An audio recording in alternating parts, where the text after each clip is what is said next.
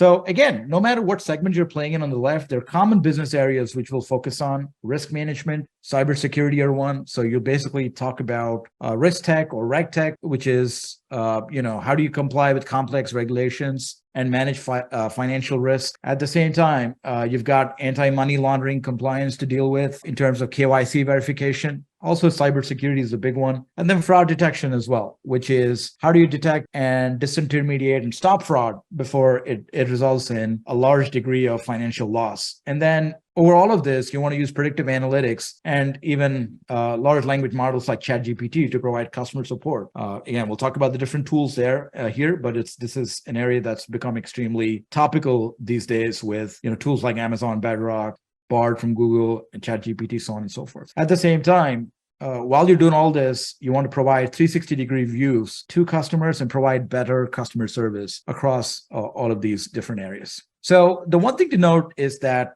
no matter what segment you're in, financial services companies have unique risk and regulatory challenges due to the nature of their operations, the critical role they play in the economy, and the impact of their activities on financial stability. So number one, you've got constantly evolving regulatory requirements that these players are dealing with. And these are things like, credit risk obligations, which arise from potential borrowers or counterparties defaulting on their obligations, lending activities such as providing loans and credit lines, and how are they exposed to overall, credit losses. And these requirements effectively vary based on the regulator in the jurisdictions or the regions that you operate in. They all have their own regulatory frameworks that you deal with. And also there's a highly dynamic cybersecurity landscape, which is as they rely more on technology and digital systems, this exposes them to cybersecurity risks, right? So things like cyber attacks, data breaches, unauthorized access to sensitive information. This poses